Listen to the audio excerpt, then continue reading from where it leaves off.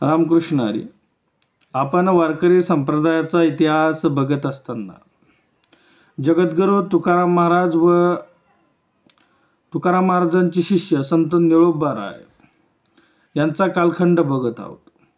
संत तुकोबारायांचं जीवन जर आपण बघितलं तर त्यांचं जे आयुष्य आहे त्याकडे जर लक्ष दिलं तर तुकोबारायांचा ज्या काळी जन्म झाला त्या काळी भारत देशावर मुसलमान राजकर्त्यांचं राज्य होतं. तुकोबारायांच्या आयुष्याचा जो उत्तर काल आहे, शेवटचा जो भाग आहे, त्यामध्ये छत्रपती शिवाजी महाराजांनी स्वराज्याची स्थापना करायला सुरुवात केली होती. बऱ्यापैकी शिवाजी महाराजांचं कार्य चालू झालं होतं. परंतु तुकोबारायांचा जन्म, त्यांचं जे पूर्व आयुष्य याचा जरा विचार केला तर महाराष्ट्रावरही मुसलमान राजकर्त्यांचंच राज्य आपल्याला दिसतं. आणि असा हा सर्व कालखंड असताना हिंदू धर्मामधले जे महत्त्वाचे दोन वर्ण आहे किंवा जाती आहेत त्या म्हणजे ब्राह्मण आणि क्षत्रिय, ह्या मात्र मुसलमान राजकर्त्यांच्या दरबारी सेवा देण्यातच त्यांचं आयुष्य खर्ची जात होतं. म्हणजे ज्यांच्यावर धर्मरक्षणाची जबाबदारी आहे, एकाकडं हाती शस्त्र घेऊन क्षत्रियांनी धर्माचं रक्षण केलं पाहिजे आणि अध्यापन करून ब्राह्मणांनी धर्माचं रक्षण केलं पाहिजे, असा जो शास्त्राचा नियम होता. आणि ह्या ज्या दोन महत्त्वाच्या जाती किंवा वर्ण त्या काळात होत्या, तर त्या काळातील हे जे दोन वर्ण होते हिंदू धर्मातले, तेच परिपूर्ण मुसलमान राजकर्त्यांच्या आहारी जाईल होते. त्यांना फार धर्माची तशी काही गरज होती असं काही दिसत नाही. मुसलमान राजांना खुश ठेवण्यातच त्यांची सर्व शक्ती खर्ची जात होती.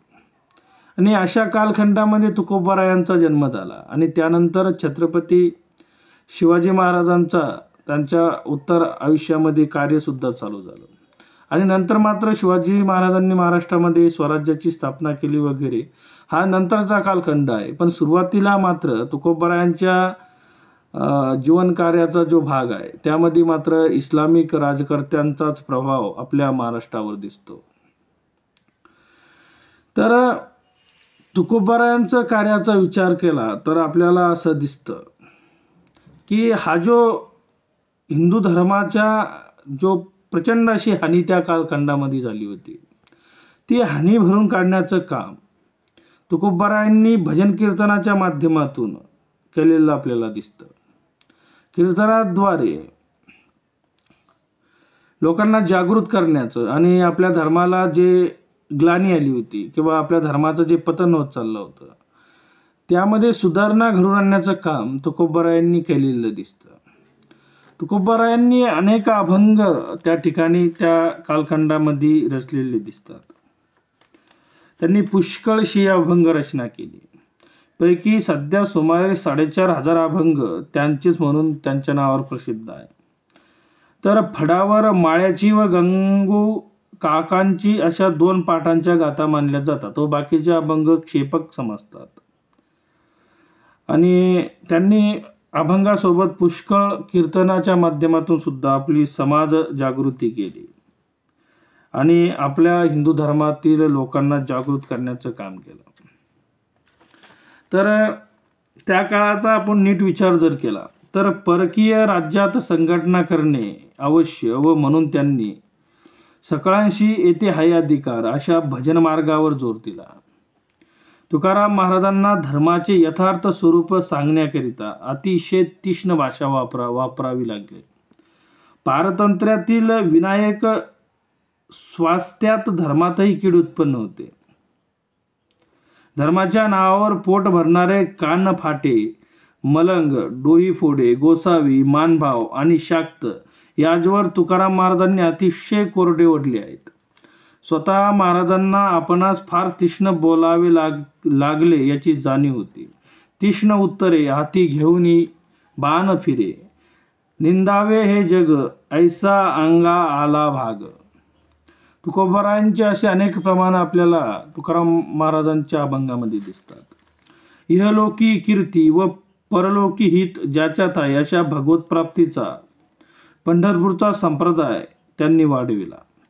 यात त्यात अतिशय कष्ट व दुःख सोसावी लागले. कीर्तनाची कडक शिस्त अतिशय कसोशीने पाळावी लागली व वैराग्य ही कडकडीत पाळावे लागले.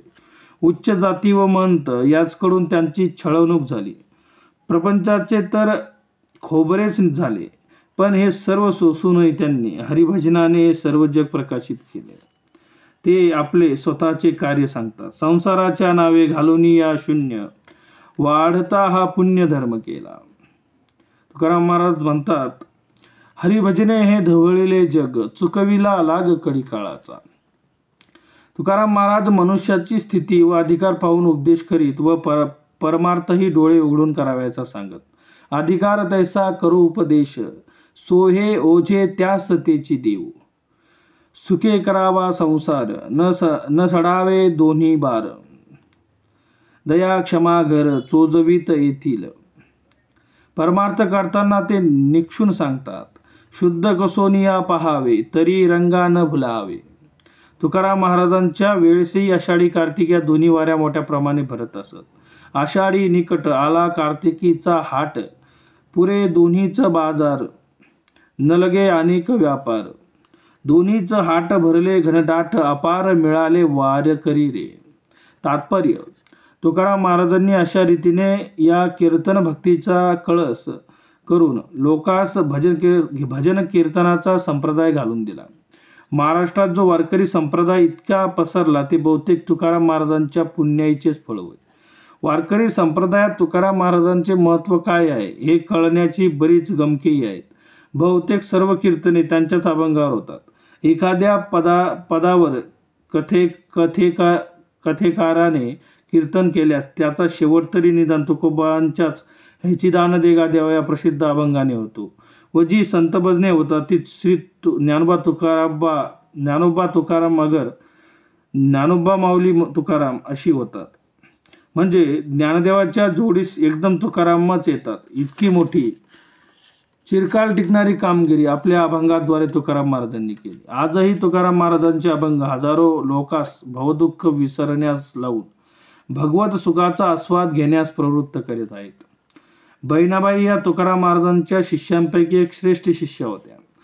त्यांना तुकाराम महाराजांच्या संगतीचा लाभ व साक्षात अनुग्रह मिळाला असल्यामुळे त्यांनी केलेल्या अभंगांना निळोबाराय व महिपती बुवा या त्यांच्या शिष्यांच्या अभंगापेक्षा अधिक मोल सहजच प्राप्त होते.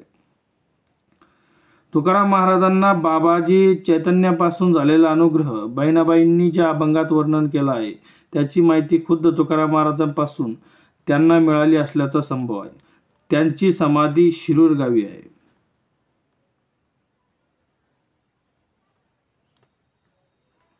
तुकाराम महाराजांचे मुख्य 14 टाळकरी होते, पण त्यांचा संप्रदाय वाढवणारा असा शिष्य याहून निराळाच होता. तो म्हणजे पिंपळनेरकर निळोबाराय होत.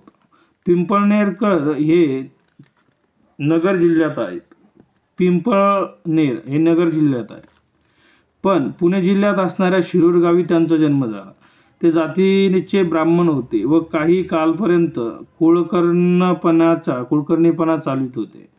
एके दिवशी स्नान संध्या करीत असताना सरकार दरबारचे आमंत्रण आले व त्यास तेथेच जावे लागले. तेव्हा इथपर नोकरी करायची नाही असा निश्चय करून घरदारावर तुळशीपत्र ठेवून ते जे बाहेर पडले ते यात्रा करीत देऊस आले. तिथे श्री तुकोबाराय यांचे चिरंजीव नारायणबुवा यांची गाठ पडली. त्यांनी दोघांनी बरोबर यात्रा केली, पण समाधान होईना. शेवटी तुकोबांचा प्रसाद व्हावा एवढाच करिता त्यांनी धरणे धरले. ते 42 दिवस काही न खाता पडून राहिले व मग त्यास तुकोबा महाराजांनी दर्शन देऊन उपदेश दिला. निळा म्हणजे मज उपदेश केला, संप्रदाय दिला सकळ जना. यानंतर निळोबारायांनी अभंग केले व संप्रदायाची कीर्तन भजनाद्वारा फारच उत्तम सेवा केली. पुष्कळ लोकांचे त्यांच्या अभंगाकडे अजून जितके लक्ष जावयास पाहिजे तितके गेले नाही. त्यांनी 300 श्लोकात श्री तुकाराम स्तुती वर्णली आहे. त्यांचे अभंग सुमारे 1600 प्रसिद्ध आहेत. त्यांच्या अभंगाची भाषा अगदी अर्वाचीन आहे व वाणीत प्रसाद आहे. विशेषतः त्यांचे ज्या गवळणीचे अभंग आहे ते फारच अप्रतिम आहे. ते वाचले म्हणजे गुरुस शोभणारा शिष्य लाभला असे स्वाभाविकच उद्गार तोंडातून निघणार. तर अशी ही गुरु शिष्याची जोडी होती. स्वतः निळोबाराय हे पिंपळनेर हे त्यांचं मूळ गाव, ते पिंपळनेर हे नगर जिल्ह्यात आहे. परंतु निळोबारायांचा जन्म हा पुणे जिल्ह्यातील शिरूर गावी झालेला आपल्याला दिसतो. ते जातीने ब्राह्मण होते, पण काही कारणास्तव त्यांना वारकरी संप्रदायाची जोड लागली. त्यांनी काही काळ कुलकर्णीपणा सुद्धा त्या ठिकाणी चालवलेला दिसतो. पण स्नानसंध्या करत असताना सरकार दरबाराचे आमंत्रण आले व त्यांना स्नानसंध्या सोडून जावी लागली. त्यामुळे त्यांना पश्चाताप झाला की आपला धर्म आपल्याला सोडून या लोकांची चाकरी करावी लागते, आणि म्हणून त्यांनी नोकरीचा राजीनामा दिला किंवा नोकरी सोडून दिली आणि घरादारावर तुळशीपत्र ठेवून ते यात्रा करत बाहेर निघाले आणि त्याच ठिकाणी देऊस गेले. आणि तुकोबारायांचे जे चिरंजीव होते नारायण बुवा यांची त्यांना भेट झाली किंवा त्यांच्याशी गाठ पडली. पण तुकोबारायांचा दर्शन व्हावे, तुकोबारायांचा प्रसाद मिळावे असा त्यांनी आग्रह धरला आणि 42 दिवस काही न खाता पिता तसंच पडून राहिले आणि नामस्मरण करत राहिले. शेवटी तुकाराम महाराजांनी त्यांना दर्शन सुद्धा दिले आणि तुकोबारायांचा हा संप्रदाय मात्र त्यांनी पुढे भजन कीर्तनाच्या द्वारे चालवलेला आपल्याला दिसतो. त्यांनी सुद्धा अनेक अभंग लिहिले, तुकोबारायांची स्तुती सुद्धा लिहिली. तर अशा प्रकारे या गुरु शिष्यांची जोडी पुणे जिल्ह्यामध्ये इंद्रायणीच्या काठी देऊ या गावी जन्माला आलेले तुकोबाराय आज मात्र महाराष्ट्रच नाही तर देशच नाही तर या जगामध्ये ज्यांचा नाव आणि ज्यांचा संप्रदाय प्रसिद्ध आहे असे आपले जगद्गुरू संत तुकोबाराय यांचा कालखंड म्हणजे जगद्गुरू संत तुकोबाराय आणि निळोबाराय यांचा कालखंड आपण बघितला.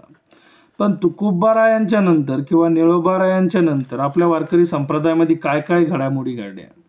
कारण ज्ञानेश्वर बहिणाबाईंनी ज्ञानेश्वर महाराजांना वारकरी संप्रदायाचा पाया मानला आहे आणि तुकोबारायांना कळस मानला आहे. पण तुकोबारायानंतर किंवा निळोबारायांनंतर आपल्या वारकरी संप्रदायामध्ये काय काय घडामोडी घडल्या या पुढील भागामध्ये आपण बघणार आहोत. तर पुढील भागामध्ये नक्कीच भेटू. रामकृष्ण हरी.